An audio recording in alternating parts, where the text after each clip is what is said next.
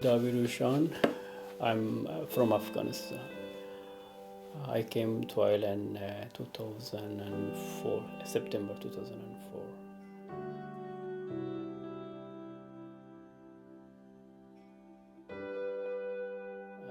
When I left Afghanistan, like other refugees or other asylum seekers, I really struggled to get a safe place. And I crossed the mountains from Turkey, from Iran, and from those parts of the world.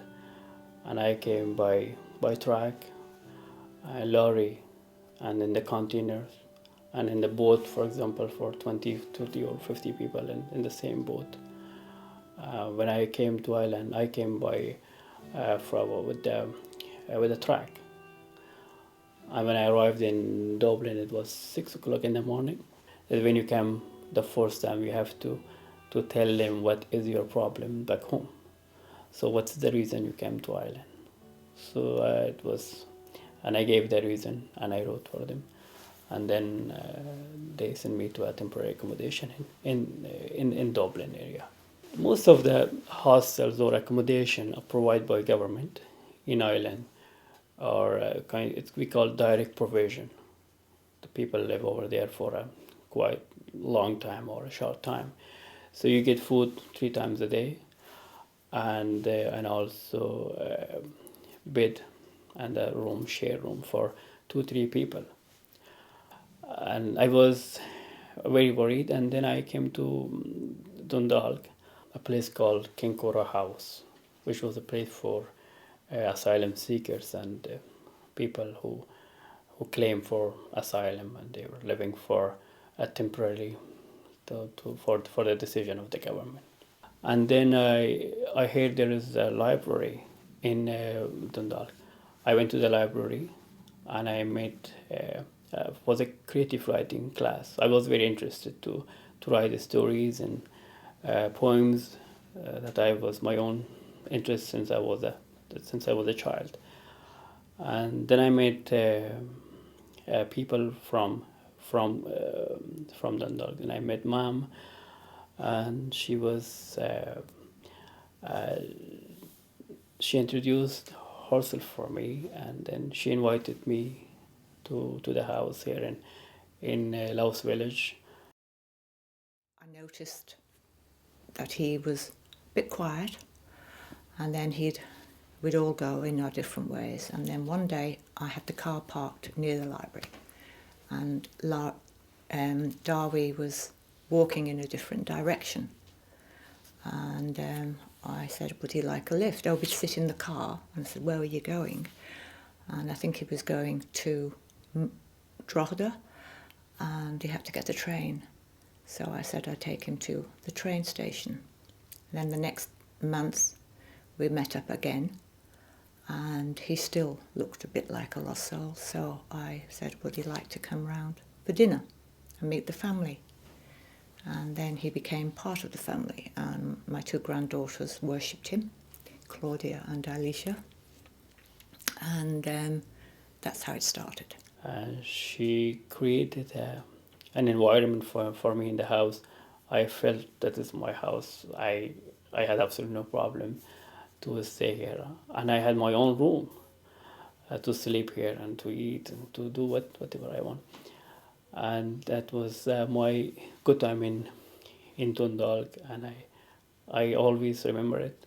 The government decided to close the hostels, and then we moved to Mosney. But still, I had contact with a mom in Dundalk. I used to come here, and she invited me to the house probably every 2-3 months, every month, sometimes every 2 weeks. Further conversations what his status was, which he didn't actually have one and didn't know where to start. So my first thing was to go to one particular person and then another. And then eventually we had to go down to the refugee centre in Dublin. And there was a gentleman there who asked Dawi all the questions, and then nothing happened. I deliberately wanted to get engaged for him because there was nobody else. And it was new to me, but I just stood beside him and walked beside him, and I was the one that wrote the letters and got the information. Yes, well, the first person I went to couldn't do it. The second person, I don't think, wanted to do it. So there was nothing, even though everything was written down, there was no paperwork. That's why I started the paper trail from A to Z. And I realized that a human being can survive in a very, very bad situation. So we had some facilities. People were very nice. Manager and accommodation, everything was, perfect. But at the same time, to be on the situation was not very healthy. And for me, it was an experience that I really, in other words, uh, I, I put in test myself. Do I survive? Do I survive from the challenges I faces? And I came over. I learned so many things. I learned the things that I didn't know before. I learned about oil and, Irish culture, Irish people, and about myself that I was looking for a long time, who I am, and what I'm doing in Ireland, what was the purpose, and also I investigated about my own self, that why I'm in trouble, why I am in the camps, and is there anything thing created by God or by myself. I discovered that one, and I realized that everything is in myself. So probably I have to fix myself before I put myself in the hand of God or anything, or blaming other people. No, everything is in myself. I have to fix the problems that I have. I try to fix it. I fix so many problems that I have, and I learned that the only way to survive is to love everybody. Everybody had their own problems and their own goals and their own perspective about life. There was a protest in Mosney. It was about frustration of people. People were living there for a long time, so they just wanted to show it for the people, for the government, that they gave him some opportunity to leave Mosney and to live a normal life like other people. I was a part of those people, and I thought that I can do something. I was one of the person that who organized that one, and I was the only one of the person that who tried to make it peaceful as much as possible, because there was 300 people, and everybody had their own. It was a kind of, most of them were tired. They could do anything because of the mentality they had and the situation they had. Well, I was one of the person to always bring them together and talk to them, to make it peaceful as much as possible, to show the government that we also want to have a life here. So that was one of the reason I joined in the protest, and I was going to be with the to be in the front to deal with the difficult situation. So, well, I was always hopeful, and I was always positive. I was always thinking that someday would be a light. Someday I would get my my status, and I would be free and work whatever I want.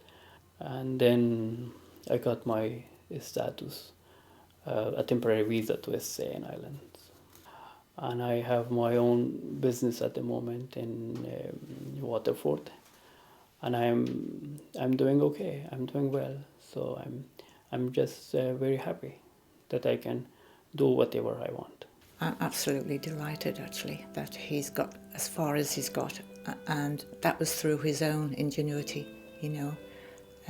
Going to Waterford was a big step for him to do, but he's done it, and I'm very proud of him. And he didn't need my help for that at all. He did it all on his own. But I'm always here for him. and we haven't seen as much as we would like because it's a long way to come, and he's got his own business now. He's doing very well. Very proud of him. But at the moment, I'm very busy at work, so I have no any time. So I'm working 7 days a week, probably 12 hours a day, 7 days a week. So I'm trying to get to make some progress for the future, that I want to do something better for myself and for the people here, because I'm living here. I want to stay here, and I just want to contribute. I just want to give back what the government has given for me, the visa to stay here. I just want to give them back. I just want to do something positive.